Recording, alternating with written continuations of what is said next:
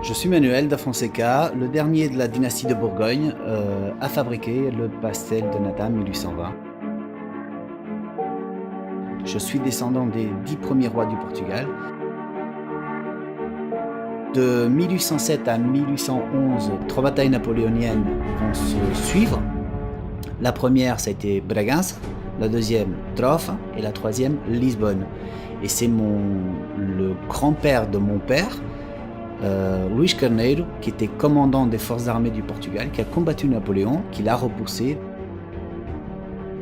Sans eux, tout cela ne serait jamais arrivé, parce que c'est grâce à Napoléon et cette histoire d'amour et de bataille entre la France et le Portugal que le pastel nata est né, en l'occurrence le pastel nata 1820, d'où ça date, 1820, car les batailles se sont passées entre 1809 et 1811, et la naissance du pastel est arrivée tout de suite après, lorsque les moines sont revenus au monastère des Hiéronymites, et pour réparer le monastère suite aux batailles, ils se sont mis à faire ces fameux pastels et le vendre à la sortie de la messe pour récolter des fonds pour réparer le fameux monastère.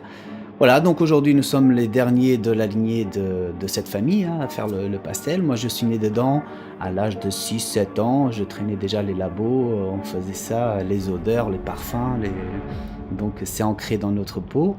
Et on a amené ça en France et les Français en sont venus friands de cette petite gourmandise.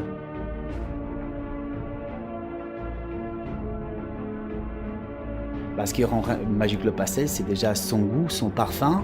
Il y a un mélange des Indes, parce qu'il y a un mélange des Indes, il y a un mélange de Madagascar, il y a un mélange de citron vert, il y a un mélange de tout ça. En fait, c'est plein d'épices mélangées qui vont lui apporter un goût unique, qui est son goût.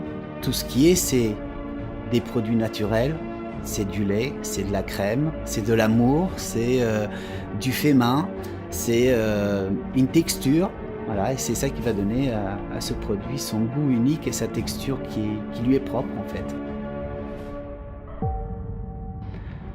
Moi étant portugais, il va de soi que je vais l'associer au Porto, mais un bon café noir, je pense que c'est vraiment ce qui passe le mieux. Un bon café noir avec un petit pastel, avec un petit bout de cannelle, c'est nickel.